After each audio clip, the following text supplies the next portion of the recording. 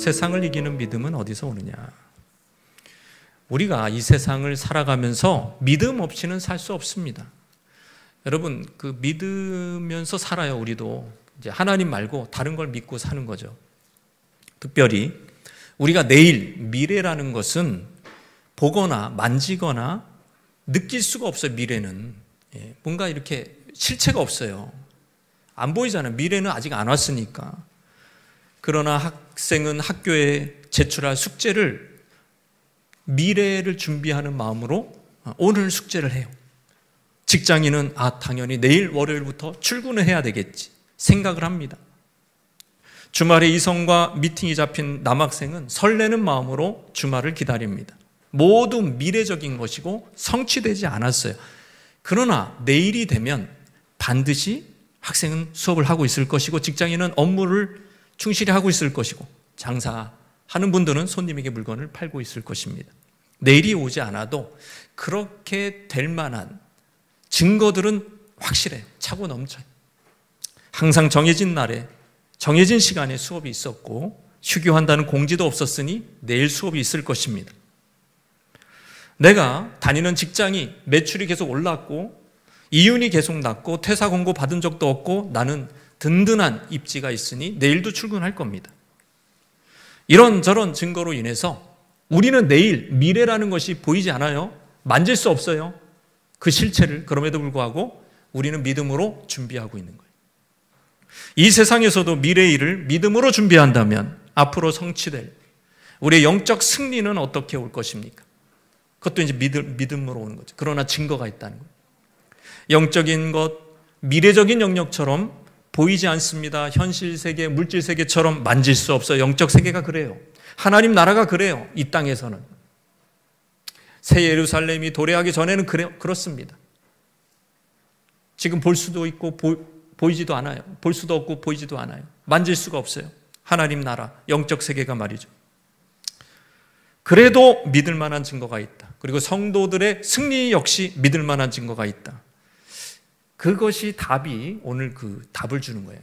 오늘 이 본문 말씀 그 앞절에 지난주 말씀에 뭘로 끝나느냐 하면 예수께서 하나님의 아들임을 믿는 자가 아니면 세상을 이기는 자가 누구냐? 이러면서 승리의 확신이 어디서 오느냐? 그러면서 끝났단 말이에요.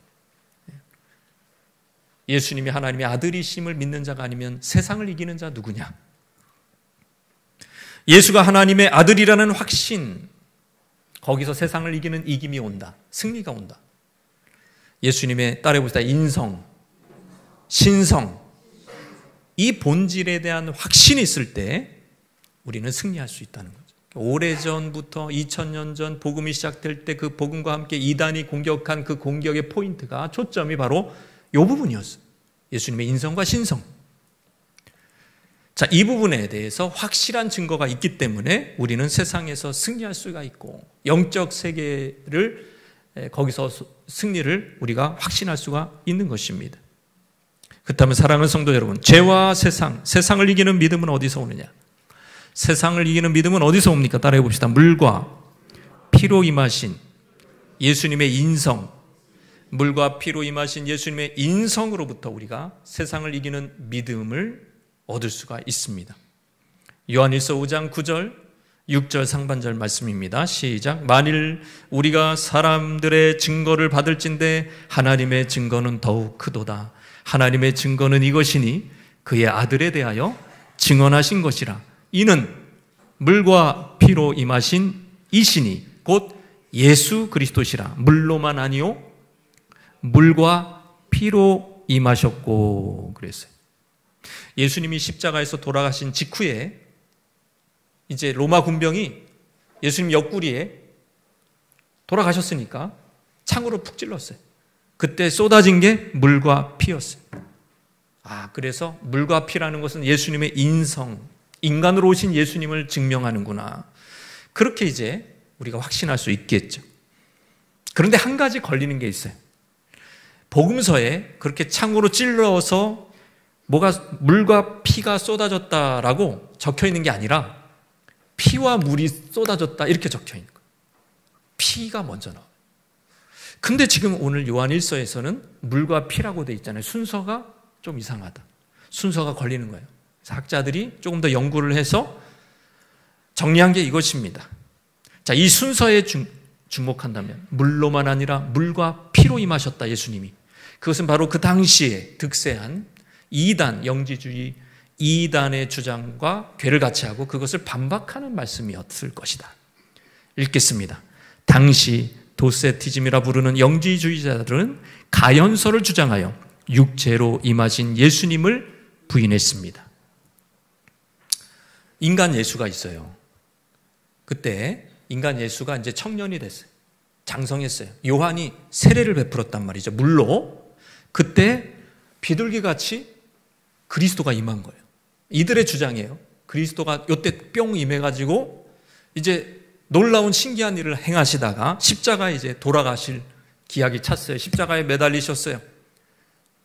그래서 이제 죽으실라 그래. 막 피를 흘리려 그럴 때 그 임했던 그리스도가 뿅 하고 날아간 거예요. 그러니까 뭐만 남아요? 십자가에? 인간 예수만 남은 거죠. 그래서 죽었다 이거예요.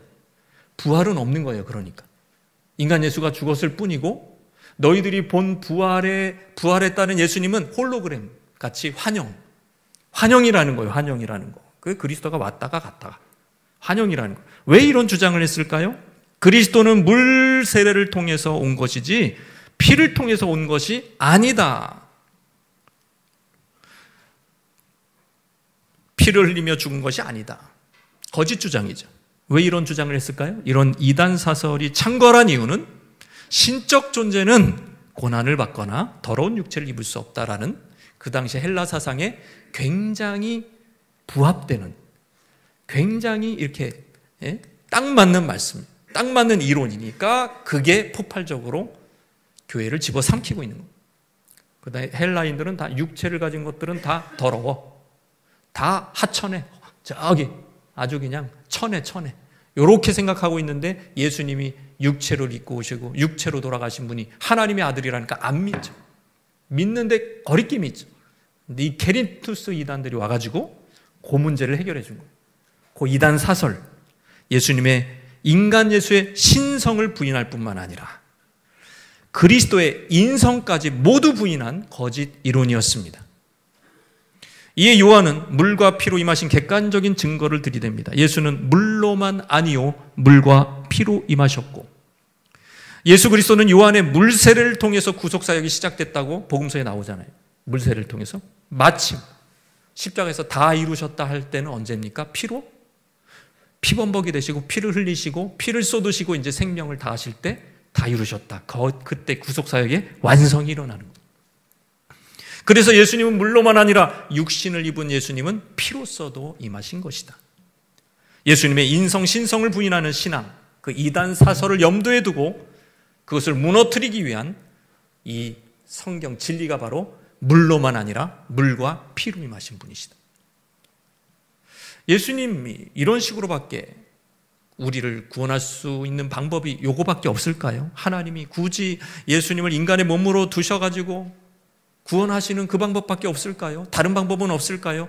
신기하고 놀라운 능력으로 하나님이시니까 하나님의 아들이 이렇게 와서 우리를 구원해 줄 수 있는 그런 방법은 없을까요? 없습니다. 오직 인간이 되셔야 하고 좀 더 정확히 얘기하면 인간의 몸을 입으셔야 하고 더 나아가서 그럼에도 불구하고 죄가 없으셔야 돼요. 이게 구원의 조건입니다. 우리는 예수님을 인성이 없으신 슈퍼맨 같은 존재로 생각합니다. 예수님이니까 죄를 짓지 않으셨지. 성경에 이렇게 모범이 있어요. 이렇게 예수님 닮아야 돼. 예수님이잖아. 하나님의 아들이시잖아. 우리가 어떻게 예수님을 닮아? 이렇게 우리는 생각합니다. 그런데 예수님도 우리처럼 피곤하셨어요. 이게 물이 들어오는 물이 막 풍랑이 일어나가지고 물이 들이치는 뱃머리에서도 주무셨습니다. 시장하셔서 무화과 열매를 얻을까 바라기도 하셨습니다. 성난 사람들이 힘을 합쳐 청년 예수를 낭떠러지에 밀쳤어요. 밀리셨어요. 잠깐. 인간적인 모욕, 핍박, 조롱, 구타, 채찍질에 맞으셨습니다. 그래서 상처로 피가 나시는 거예요. 우리가 몸으로 겪을 수 있는 모든 연약함을 다 겪으신 분이십니다. 그럼에도 불구하고 인간이 되셨지만 죄는 없으신 것입니다. 히브리서 4장 15절 말씀이요. 15절 말씀 시작. 우리에게 있는 대제사장은 우리의 연약함을 동정하지 못하실 리가 아니요 모든 일에 우리와 똑같이 시험을 받으신 이시로되 죄는 없으시다. 이게 구원자의 조건이랍니다. 우리 연약함을 동정할 수 있는 이유, 우리처럼 인성을 입으셨다. 그러나 우리처럼 육신의 정욕, 안목의 정욕, 이생의 자랑 같은 죄에 빠지지 않았다. 마귀의 유혹에 넘어가지 않으셨다. 이것이 구원자의 자격이라 이거예요. 그래서 우리는 신학적으로는 예수의 인성을 100% 믿습니다. 부인하지 않아요, 여러분이. 예수님이 성육신하셨지. 그 성탄절에 아기 예수, 십자가에 육신으로 피 흘려 돌아가셨지. 인성을 여러분이 믿어요. 예수님의 인성을 믿는다니까요. 부인하지 않아요. 그런데 신학적, 신앙적으로는 부인하지 않는데 삶으로는 부인하는 거 있죠. 어떻게 부인하고 있습니까? 저와 여러분이 삶으로는 부인해요. 어떻게 부인하냐면 우리가 육으로 짓는 죄를 정당화시키고 핑계를 댑니다. 우리가 육으로 죄를 져요. 다 이게 죄가 육으로 짓는 거예요. 십계명을 보면 말로 짓는 죄, 손으로 짓는 죄 다 죄가 육으로 져요. 그거에 대한 핑계를 내요. 배고파서 훔쳤어요. 죽을까 봐 거짓말했어요. 혈기왕성해서 간음했다고요. 밧세바 같은 미스코리아를 보고 제가 어찌 그리 넘어갑니까? 제가 고자입니까? 눈먼 돈을 보고 내 눈도 돌아버렸나 봐요. 재밌을 것 같아서 죄 졌어요. 한번 호기심에 그렇게 한 거예요. 그렇게 될 줄 몰랐어요. 제가 좀 더 멋진 사람이 되려고 하다가 욕심이 과했어요. 사람들이 무시해서 나도 화가 났어요. 그냥 밀었는데 그 사람이 죽은 거예요. 지금 당국이 기독교를 얼마나 핍박합니까? 이때 쏟아지는 비는 잠시 피해야죠. 주를 잠깐 부인한 거예요. 나중에는 제가 믿는다고 할 거예요. 요렇게 얘기하는 거예요. 나는 결코 죄를 짓지 않으려고 했어요. 상황이 그 나쁜 사람들 때문에 제가 혹한 거예요. 요렇게 핑계를 대는 거예요. 아니 술이 그렇게 만든 거예요. 심신미약. 아시죠? 심신미약. 요렇게 주장을 하고 있는 거예요. 그래서 교도소 가면 다 심신미약자들만 있대요. 핑계만 대는 거죠. 그러나 예수님은 살인, 간음, 욕설, 거짓말, 도둑질 모든 육신으로 짓는 죄들이 사실은 핑계일 뿐이라는 것을 증명해 내셨습니다. 어떻게 증명하셨을까요? 예수님도 육신을 입고 계셨어도 하나님을 배신하거나 유혹에 빠지거나 하지 않으심으로. 예수님입니까? 아니에요. 예수님은 신적 능력을 중단하셨어요. 특별한 하나님의 뜻 외에는 자기의 능력을 제한하셨다. 그냥 예수님은 쉽게 얘기해서 아담과 똑같은 상태로 오신 거예요. 하나님의 형상으로만. 오로지 하나님의 형상으로만. 그러니까 배고파 죽겠는데 이 돌을 떡으로 만들려고 그래도 안 만드신 거예요. 신적 능력을 사용하지 않은 거예요. 그냥 나는 아담의 형상이. 아담의 형상이 아니라 하나님의 형상이라. 아담처럼 똑같은 하나님의 형상, 아담과 똑같은 스타트 라인에 예수님이 거기에 서신 겁니다. 그럼에도 불구하고 아담처럼 죄를 지셨어요? 안 지셨어요? 안 지셨단 말이에요. 육신의 연약함을 입으심에도 불구하고 죄가 없으셨다. 그분이 구원자라. 그래서 우리는 핑계댈 수 없다. 너도 할 수 있었던 거다. 하나님을 두렵고 떨림으로 경외했으면 죄를 이길 수 있었다라는 것을 증명해 내신 인류의 한 분, 바로 그분이 그리스도시다. 예수님이시다. 게다가 우리의 연약함에 쌓인 우리를, 육신의 연약함에 쌓인 우리를 동정까지 하신다. 위로까지 하신단 말이에요. 예수님이 그래 보셨기 때문에 긍휼히 여기실 수 있는 것입니다. 여러분, 몸이 아픈 사람은 아픈 사람을 동정할 수 있어요. 그래서 저는 제가 몸이 아파봤기 때문에 허리도 아파보고 그래서 허리 아픈 사람을 더 많이 동정할 수가 있어요. 아무것도 못해. 허리 아파. 동정할 수가 있어요. 근데 맨날 건강하신 분은 아내가 알아 누웠고 맨날 이렇게 약 먹고 있으면 왜 그러냐고. 맨날 앓는 소리만 한다고. 그런 소리나 해요. 타박이나 합니다. 왜냐하면 자기가 안 아파봐서 그래. 안 아파봐서. 예수님은 아파보셨기 때문에 동정하실 수 있습니다. 여러분, 말염을 통해서 태어나셨어요. 소년 가장하셨어요. 그냥 어릴 때부터 돈 버신 것 같아. 가난하셨다. 그래서 가난한 자를 동정하실 수 있어요. 무고를 당했어요. 예수님은. 죄가 없으신데 이 억울한 죽임까지 법정에 서시고 이거 다 짜고 치우고 하는 법정이에요. 거기서 억울한 죽음까지 당해 보셨습니다. 십자가에서 발가벗기는 수치까지 당해 보셨습니다. 육신을 가진 인간이 당할 수 있는 최악의 최악을 다 당하신 거예요. 따라서 예수님 우리를 동정하실 수 있다 없다? 동정하실 뿐만 아니라 위로하시고 치유까지 해주시는 것입니다. 죄가 없는데도 무고죄로 그냥 죄인으로 둔갑해서 세상 억울한 자 예수님 만나면 위로받을 수가 있다. 세상 한탄하다가 인생을 끝내지 않고 이길 수가 있다. 세상을 이기는 힘이 여기서 나오는 것이다. 어릴 때 여러분 성적 수치를 받은 소녀들이 많아요. 그럼에도 불구하고 위로받을 수 있다. 왜냐하면 발가벗기신 예수님이 시니까 아무도 위로해 줄 수 없어요. 예수님만이 하실 수 있는 거예요. 내가 회복되는 거예요. 우리 모든 육신의 연약함을 경험하신 예수님만이 우리를 위로하시고 치유하십니다. 우리 연약함을 치유를 해 보셨기 때문에. 그럼 그분이 바로 그 신앙이, 그래서 내가 연약함에 핑계를 대잖아. 나 가난해서, 이래서 친구 뭐 얘기하고, 내가 원래 이래서, 내가 원래 혈기왕성해서 이런 핑계를 대지 않는다는 거예요. 예수님이 계시기 때문에. 특별히 인성을 입으신 예수님을 믿기 때문에 우리는 위로를 받고 세상을 이기는 믿음으로 서게 될 줄로 믿습니다. 실제 핑계 많이 대잖아요. 그렇지 않아요.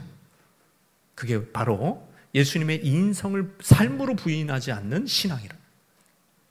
우리는 신학적으로는 인정해요, 인성을. 근데 삶으로는 그렇게 부인하는 거예요. 그러지 말아야 됩니다. 우리 옆에 분에게 삶으로도 예수님의 인성을 인정합시다. 네, 삶으로 인정해야 되는. 두 번째, 죄와 세상을 이기는 믿음은 어디서 오는가? 따라해보다 영생을 소유하신 그리스도의 신성, 영생을 소유하신 그리스도의 신성으로부터 세상을 이기는 믿음이 온다. 요한일서 5장 11절 12절 말씀이요. 시작. 또 증거는 이것이니 하나님이 우리에게 영생을 주신 것과 이 생명이 그의 아들 안에 있는 그것이라. 아들이 있는 자에게는 생명이 있고 하나님의 아들이 없는 자에게는 생명이 없느니라. 이 영원한 생명이 어디서 온다고요? 어디 있다고요? 예수 안에 있다는 거예요. 예수 안에 영생이 있다는 거예요. 그 예수 믿는 자는 뭘 받은 거예요? 영생을 받은 거라. 여러분이 낚시터에서 낚시를 했어요. 바닷가에서 월척을 낚았어요. 월척을 낚았다 신난다. 회칼을 가지고 배를 쑥 갈랐어. 회 떠먹으려고. 근데 거기에서 보니까는 이따시만한 다이아가 거기에 있는 거예요. 시세를 물어보니까 100억이야. 그 100억을 들고 경복궁에 가가지고 옆에서 땅을 샀어요. 과거 시세가 1억이었으니까 지금 모르겠습니다. 100평을 샀어, 100평. 근데 땅을 파보니까 거기에 금괴가 나왔어요. 100kg. 여러분, 꿈 같은 일이 막 일어났어요. 예. 기분이 좋으시죠? 예. 이런 얘기를 지금 하고 있는 거예요. 이 성경 얘기를. 무슨 얘기냐? 여러분, 다이아보다 금보다 귀한 게 뭡니까? 금으로도 못 사는 게 뭐예요? 영생을 못 사잖아요. 그 영생이 더 가치가 있는 거예요. 근데 그 영생이 예수님을 딱 믿어보니까 예수님 배 속에 뭐가 있는 거예요? 영생이 들어있는 거예요. 예수님 속에 영생이 들어있는 거예요. 그래서 우리가 영생을 받았다는 증거가 뭐죠? 이게 사도 요한의 논리입니다. 여러분이 영생을 얻었어요. 증거가 뭐예요? 여러분이 다이아를 얻었어요. 증거가 뭐예요? 그 월척을 잡은 거죠.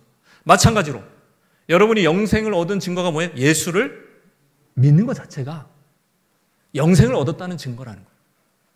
여러분 영생이 있음을 믿으십니까? 내가 어떻게 내가 영원히 살아봤어. 내가 천국에 가봤어. 이런 말 하지 말고 예수님 안에 패키지로 들어있다니까. 영생이. 그래서 요한일서 5장 13절은 이렇게 얘기합니다. 시작. 내가 하나님의 아들의 이름을 믿는 너희에게 이것을 쓰는 것은 너희로 하여금 너희에게 영생이. 사도 요한 늙었어요. 힘들어 죽겠어요. 지금 손이 떨려요. 그런데도 붓을 들고 펜을 들고 쓴 이유가 뭐예요? 성경을 쓴 목적이 뭡니까? 너희에게 영생이 있음을 알게 하려 합니다. 여러분에게 영생이 있습니다. 아멘이십니까? 여러분이 효녀예요. 효자예요. 그래서 부모님한테 이 여행권을 끊어드렸어요. 패키지로 끊어드렸어요. 일본 여행 가십시오. 온천도 하시고 하십시오. 그러면서 패키지 여행을 끊어드렸어요.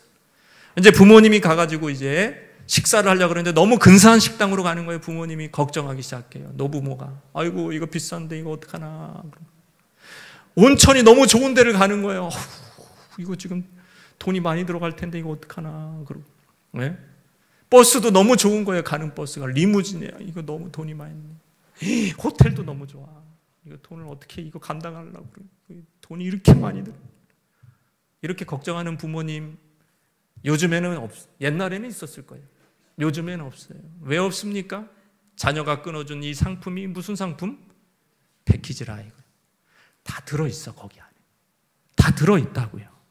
지불돼 있다고요. 식비도 차비도 입장료도 다 지불된 거예요.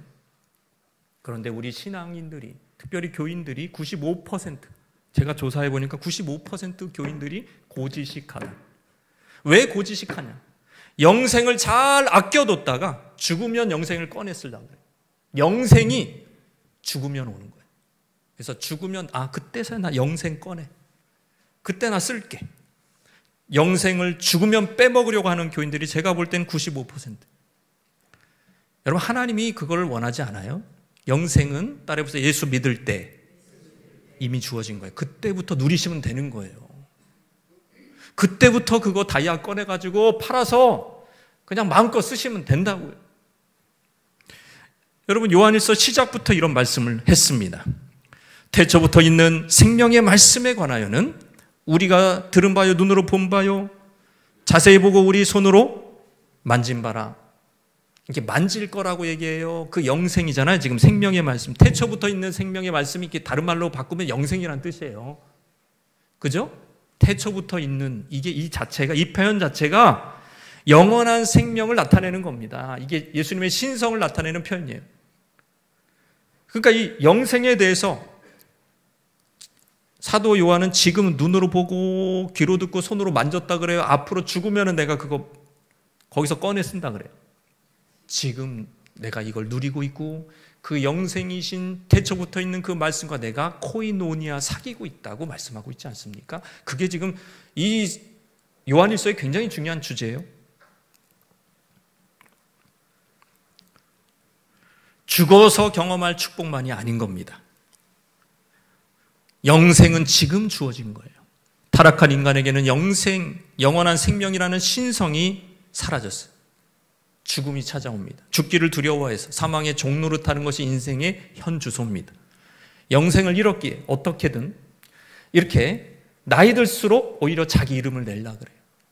나이 들수록 빠지기 쉬운 시험이 명예욕입니다. 명예욕. 젊었을 때는 무슨 육신의 정욕 이런 거지만 나이 들어서는 그런 게 아니에요. 명예욕이. 내 자랑. 거기에 목을 매는 거예요. 그래서 노욕을 부리다가 마지막에 인생 평생 이렇게 갖고 놓은 거를 한 번에 망가뜨리는 그런 인생들을 많이 봅니다.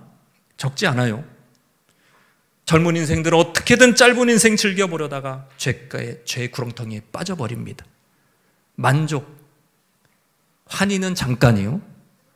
고통과 죄책감은 지속적입니다. 이게 바로 영생이 없다는 증거예요.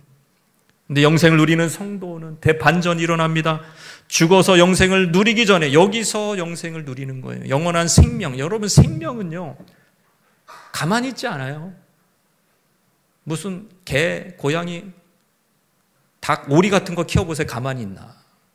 소리 내고 뭔가 반응을 합니다. 마찬가지죠. 우리가 영생을 받았다면 이게 가만히 있지 않아요. 이게 우리의 슬픔을 기쁨으로 바꿔버립니다.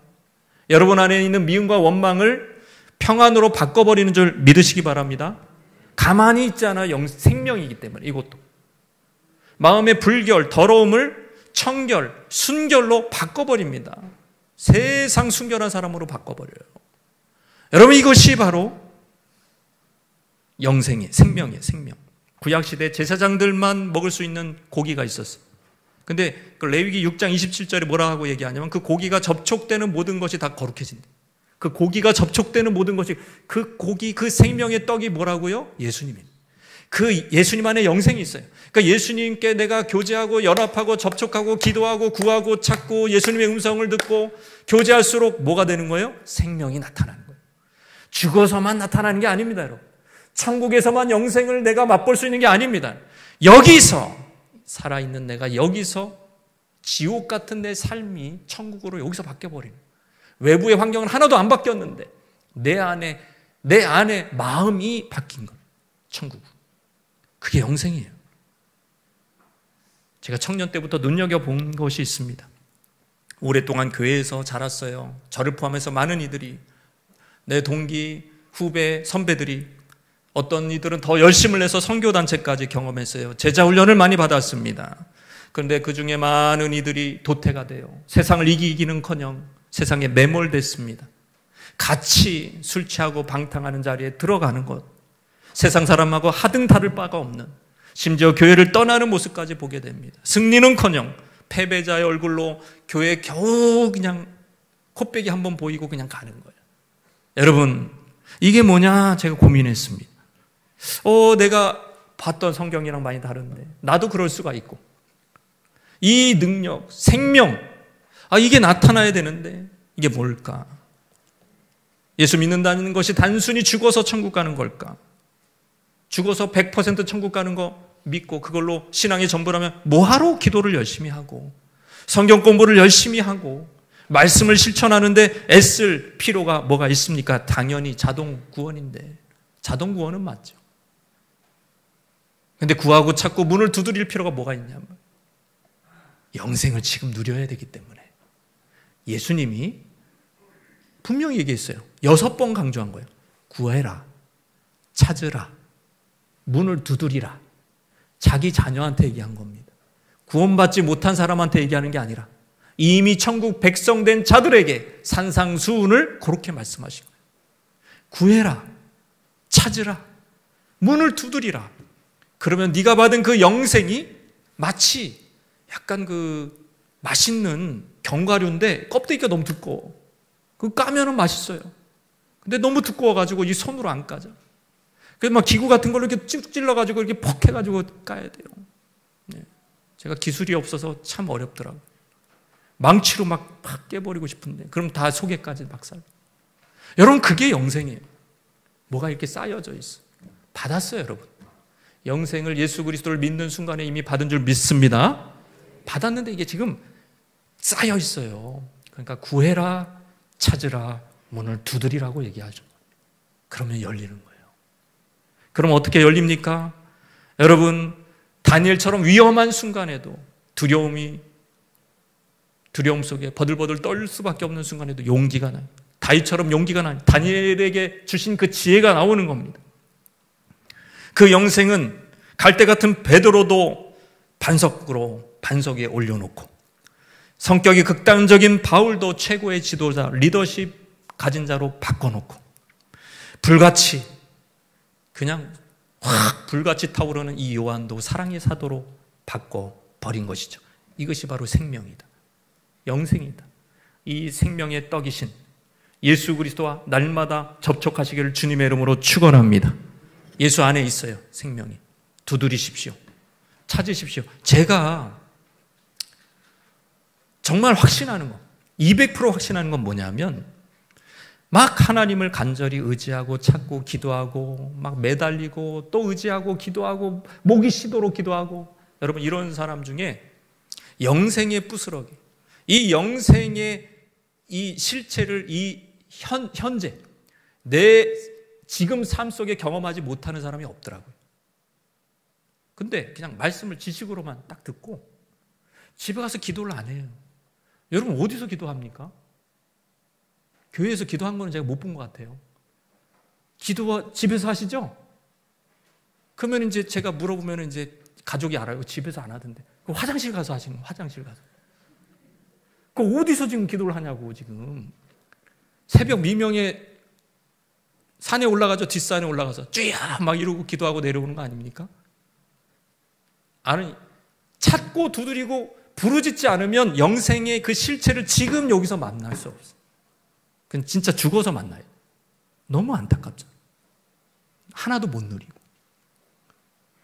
하나님이 주시는 인생의 즐거움, 이 영적 은혜로 말미암는 즐거움을 하나도 못 누리고 죽어서만 누려야 돼. 이게 얼마나 비참합니까? 그러지 마시기 바랍니다. 힘써 구하시기를 바랍니다. 힘써 주님을 의지하시기를 바랍니다. 기도하셔야 돼요. 마지막으로 죄와 세상을 이기는 믿음이 어디서 오느냐? 따라해보세요. 성령의 내적 증거. 성령의 내적 증거에서 온다는 거예요. 요한일서 5장 6절에서 8절까지 말씀입니다. 시작. 증언하시는 이는 성령이시니 성령은 진리니라. 증언하는 이가 셋이니 성령과 물과 피라. 또한 이 셋은 합하여 하나이니라 그랬어요. 예수님의 성육신, 예수님의 죽으심, 육신의 죽으심을 증거하는 이가 셋이나 있대. 물과 피와 성령. 이걸 둘로 나누면 물과 피는 객관적인 거예요. 이미 그 시대 사람들이 다 알아. 봤기 때문에. 물로 세례받고 피를 흘리며 십자가에 돌아가신 거 봤어요. 그러나 하나 더 증거를 지금 이 사도 요한이 추구하는데 그게 뭡니까? 따라해보자. 성령의 내적 증거, 주관적인 증거라는 거예요. 내 안에 계신 성령께서 나에게도 주시는 증거가 바로 성령의 증거입니다. 이 증거를 받는 성도들은 흔들리지 않습니다. 영주주의자들이 그 거짓말로 흔들어도 흔들리지 않습니다. 내적 증거가 있기 때문에 그래요. 객관적인 진리를 내가 믿을 수 있도록 확신으로 바뀌는 그 증거가 내 안에 있는데 그거를 성령이 해주신다. 웨스트민스터 신앙고백서 1장에 보면 이런 얘기가 있죠. 성경의 무오한 진리와 신적 권위를 믿고 확신하는 것은 우리 심령 속에서 말씀으로 또 말씀과 더불어 증언하시는 성령의 내적 사역을 통해 이루어진다. 내적 사역이라는 것은 다른 말로 하면 성령의 내적 증거예요. 성경을 읽으면 야, 하나님의 말씀이네? 이게 확신이 된다는 거죠. 여러분 소설을 읽을 때 여러분 그런 확신이 듭니까? 소설을 읽으니까 야, 이거는 하나님이 위에서 주신 딱 그 말씀이야. 여러분 그런 확신이 듭니까? 제가 마지막으로 읽은 소설책이 기억해 보니까 파친코라는 책이더라고요. 파친코. 꽤 읽었어요. 그래도 한 권 다 못 읽었지만 몇 권짜리지만 그래도 그냥 제가 읽은 것 수준으로는 많이 읽었어요.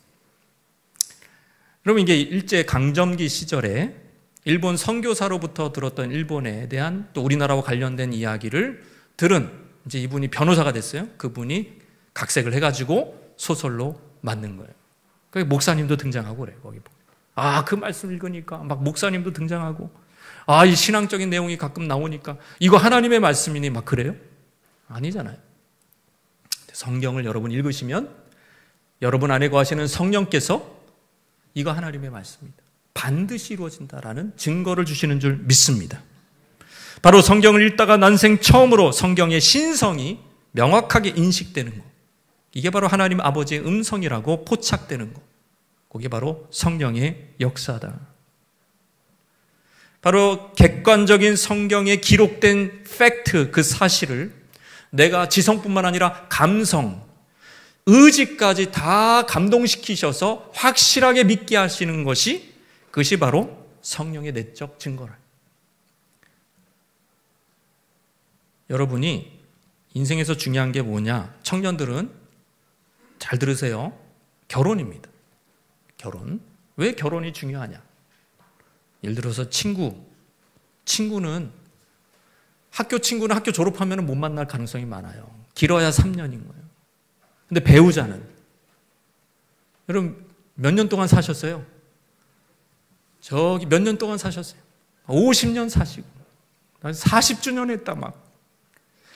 그렇게 중요하잖아요. 그렇게 오래 같이 살아야 되니까. 너무너무 중요하잖아요. 근데 지성적인 지식을 가지고 배우자를 판단하나요? 그래서 내 배우자를 만날 때 결혼정보회사에서 지식을 줬어. 키는 뭐고 공부는 어디까지 했고 또 직업은 뭐고 또 배경은 뭐고 이렇게 해서 딱 정보 보고 결혼해야 되겠다. 딱 그러나요? 선보는 자리에서 지식은 다 알고 있는데 뭐가 와야 돼요? 필이 와야 돼요. 필이 와야 돼요. 아니 60년을 이제 앞으로 50년, 60년 살아야 되는데 마지막이 뭐예요? 필인 거예요. 너무 이상하지 않아요? 그거 너무 비과학적이고 그런 거에 권위를 줄 수 있나? 근데 여러분이 누구를 막 소개시켜줘서 둘이 너무 잘 만날 것 같아. 둘이 잘 어울릴 것 같아. 그래서 막 소개를 시켜줬는데 아니래. 야, 괜찮잖아. 저 사람 괜찮잖아. 그러면서 막 추궁을 합니다. 그럼 마지막에 하는 얘기가 필이 안 와. 필이 안 온대. 그래서 못 만나겠대. 그렇게 중요하단 말이에요. 정서적인 게, 감정적인 게, 필이 그렇게 중요한데 그 중요한 걸 지성적인 이해만 성령이 깨닫게 하실 뿐만 아니라 성령의 내적 증거는 어디까지 간다고요?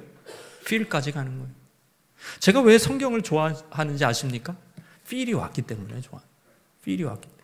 저의 어두운 마음, 참 불행하다고 생각하는 그런 20살에 이 성경을 읽다가 필이 왔어. 너무 뜨거워 그냥 이 성경을 읽는데. 그래서 성경을 사랑하게 됐죠. 좋아하게 됐어요. 어쨌든 공부하게 됐고, 엠마오로 가는 두 제자가 있습니다. 두 제자의 지식은 이미 충만해. 예수님의 제자예요. 예수님이 부활하신 것까지 소식까지 들었어요. 근데 뭐가 없어요? 확신이 없는 거예요. 필이 없어. 필이 없는데 어떤 낯선 청년이 와가지고 서로 얘기를 하는 거예요. 내가 선지서 모세오경에 있는 율법에 있는 거 좀 풀어줄까? 그러면서 얘기를 하는데 이 듣다 보니까 엠마오 두 제자의 마음이 뜨거워졌습니다. 여러분, 그들의 표현이에요. 마음이 뜨겁지 아니하냐? 마음이 막 불타는 거예요. 이 필링이 막 오는 거예요. 필이 오는 거예요. 여러분, 그때 확신, 예수님 부활하셨구나. 확신도 오는 줄 믿습니다. 그게 내적 증거예요. 성령이 그런 역사까지 여러분에게 주시는 것입니다. 그러니까 맨날 진화론 얘기하고 뭐 창조론은 그런 무식한 것들이 믿는 거라고 그렇게 학자들이, 뛰어난 사람들이 얘기를 해도 넘어가지 않는 거예요. 아니야. 창조론이 맞아. 필이 오니까. 필까지 오면 끝나는 거예요. 지식까지 오는 거 중요합니다.